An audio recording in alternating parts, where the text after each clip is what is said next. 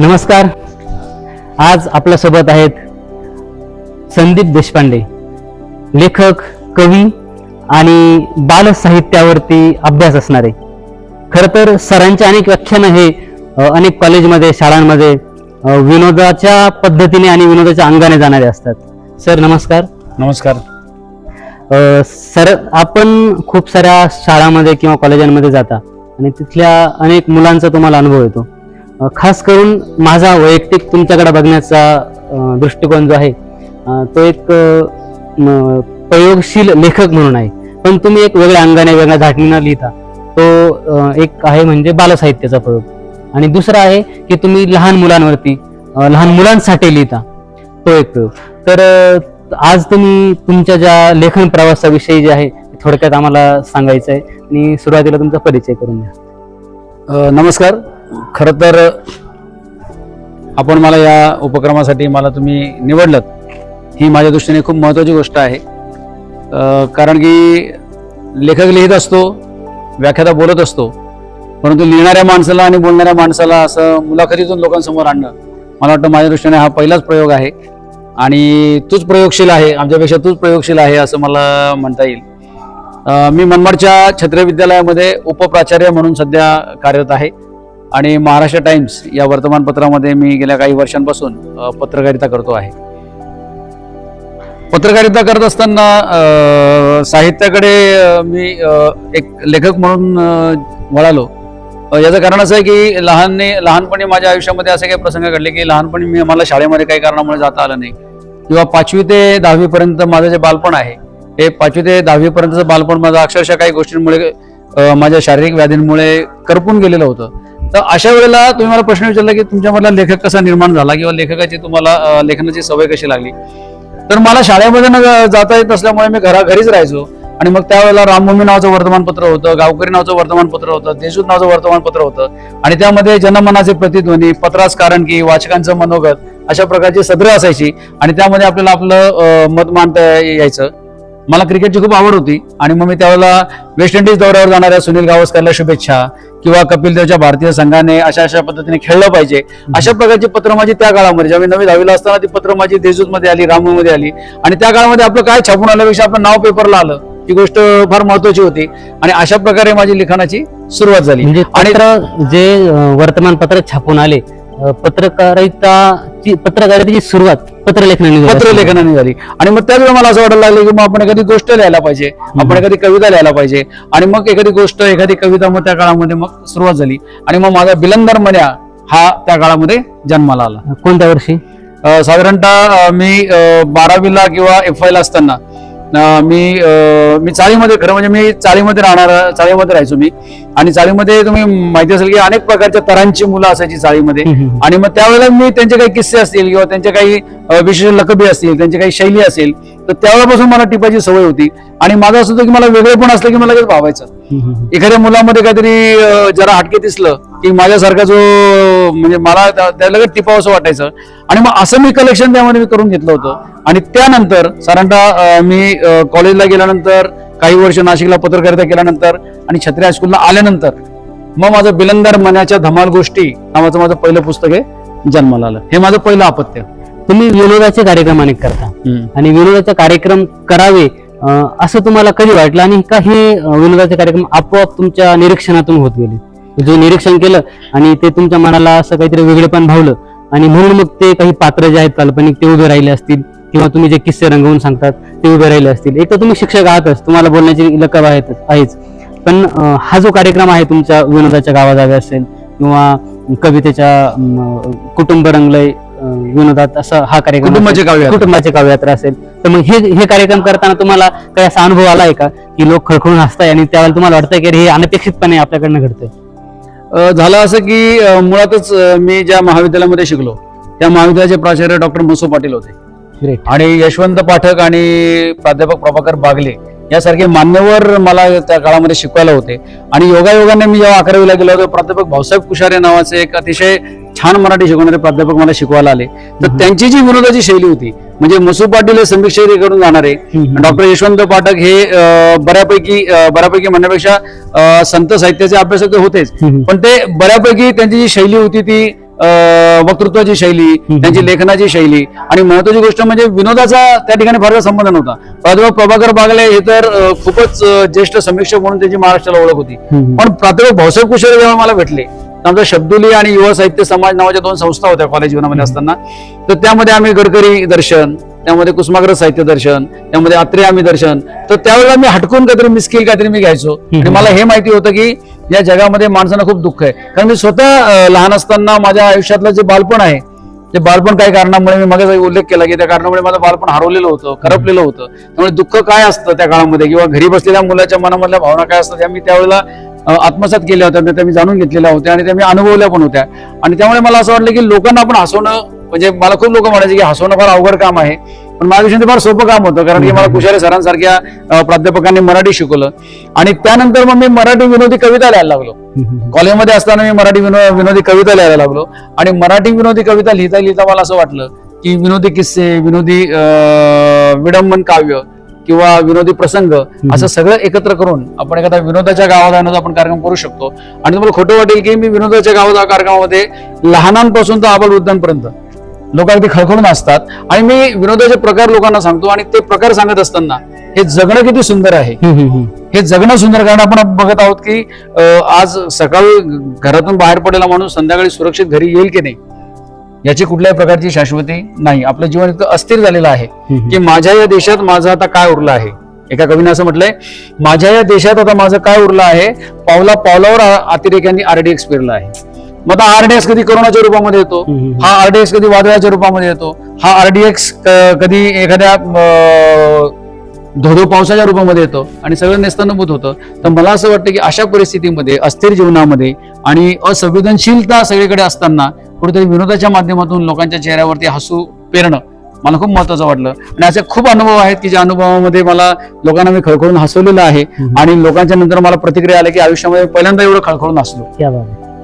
तुम्ही आता उल्लेख केला की माझं बालपण आहे ते खडतर झालंय खूप, आणि मग खडतर बालपण आणि तुम्ही लिहिलेल्या बालकविता किंवा बालसाहित्य आहे याचा काही संबंध आहे का? आणि दुसरं असं की तुमचं आता नुकतंच आलेलं जे पुस्तक आहे बालसाहित्याचं, तर त्याचा आणि तुमच्या खडतर जीवनाचा काही संबंध आहे का? आणि तुमचं आता जे नवीन पुस्तक आलंय त्यावरती तुम्हाला काय सांगता येईल? खरं तर मी लहानपणी मी जे भोगलेलं आहे किंवा मी अनुभवलेलं आहे, मला माझ्या हाताचं दुखणं होतं आणि हाताच्या दुखण्यामुळे मी सायकल चालू शकलो नाही, मला भोवरा खेळता आला नाही, मला पतंग उडवता आली नाही, किंवा गणपतीमध्ये आपण एखादा काहीतरी कार्यक्रम करतो गणपतीमध्ये, तो गणपतीमध्ये कार्यक्रम करता आला नाही, किंवा रंगपंचमी मला खेळता आली नाही, दिवाळीचे फटाके सुद्धा माझ्या हाताच्या व्याधीमुळे मी उडवू शकलो नाही. त्यामुळे हे सगळं असताना मला बालपण काय हे मला माहिती नाही, किंवा जीवनामध्ये आनंद असतो हे मला माहिती नाही. कारण की मी 10x10 किंवा 10x15 रूम मध्ये मी माझं जीवन हे त्या काळामध्ये अक्षरशः बंदिस्त मी झालो होतो.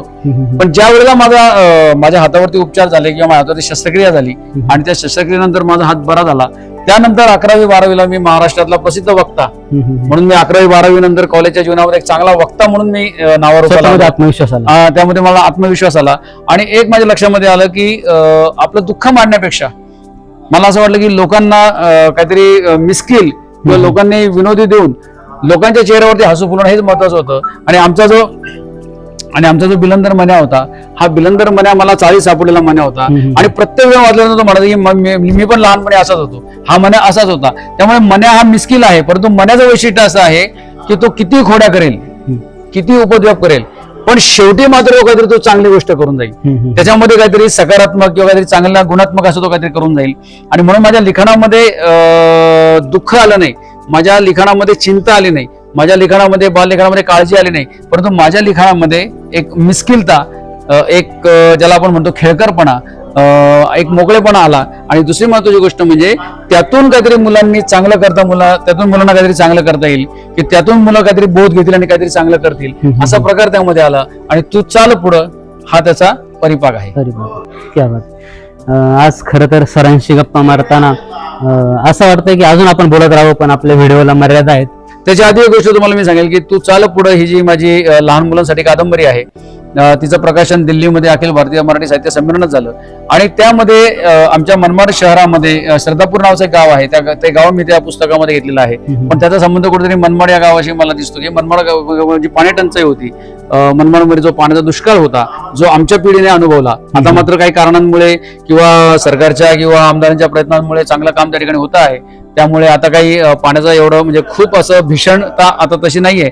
परंतु आम्ही जे पाणी प्रश्न भोगला, तर लहान मुलांना पाण्याचं महत्व कळावं, ते मोठ्यांपर्यंत पोहोचावं, जागरूकता निर्माण व्हावी, पाण्याची काटकसर व्हावी, म्हणून आकांक्षा नावाच्या एका चुणचुणीत मुलीने इतर मुलींना एकत्र घेऊन पाण्यासाठी जो लढा आहे, तो लढा म्हणजे तू चाल पुढे पुस्तक आहे. अच्छा, क्या बात आहे. आज खरं तर आपल्या खूप साऱ्या चांगल्या गप्पा चालू आहेत आणि आपल्या व्हिडिओला मर्यादा असल्यामुळं खरं ह्या न संपणाऱ्या गप्पा आपण या व्हर्च्युअल दुनियातल्या गप्पा थांबूया.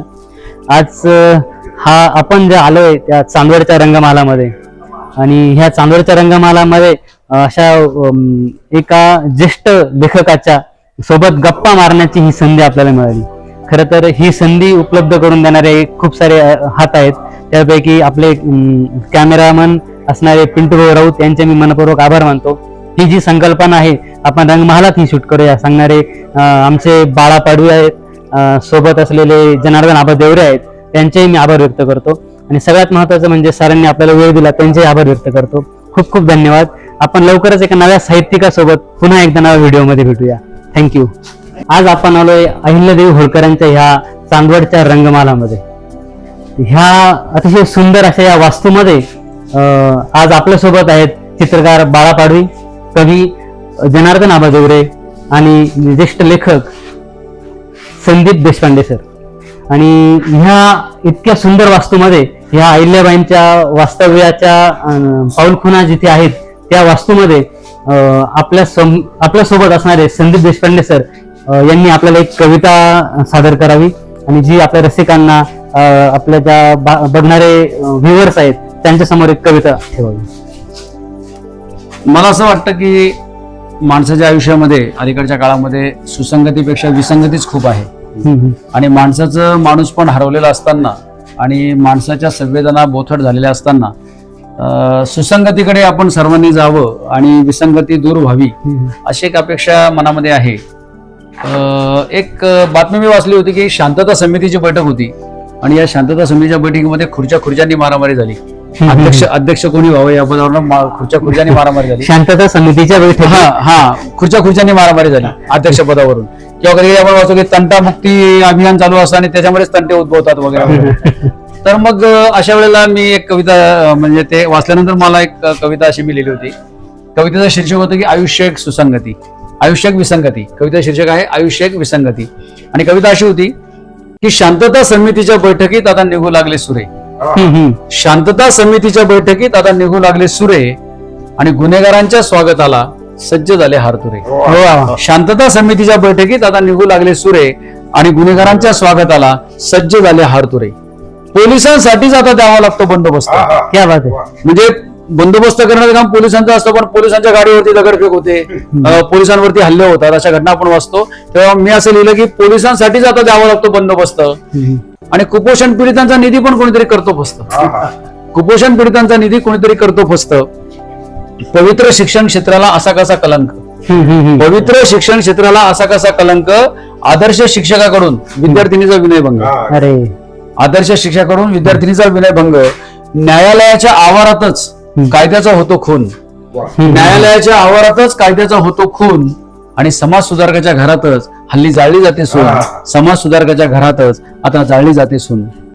ज्ञानाच्या बघा किती रुंदावल्या कक्षा, ज्ञानाच्या बघा किती रुंदावल्या कक्षा, शिक्षकालाच द्यावी लागते गुणवत्ता परीक्षा. ज्ञानाच्या किती रुंदावल्या कक्षा, शिक्षकालाच द्यावी लागते गुणवत्ता परीक्षा. खेळामध्ये सुद्धा फिक्सिंग शिवाय वेगळे काय घडते, खेळामध्ये सुद्धा फिक्सिंग शिवाय वेगळे काय घडते. खेळणारा राहतो बाजूला आणि बघणाऱ्याचेच हृदय धडधडते, खेळणारा राहतो बाजूला आणि बघणाऱ्याचेच हृदय धडधडते.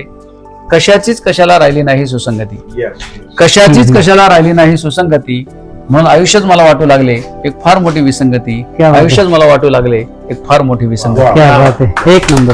म्हणजे इतकी वास्तवदर्शी आणि वास्तवाला भिडणारी ही कविता तुम्ही सादर केली. आज या कवितेसाठी आणि या सर्व माहोल जमावण्यासाठी तुमचे खूप खूप आभार. थँक्यू.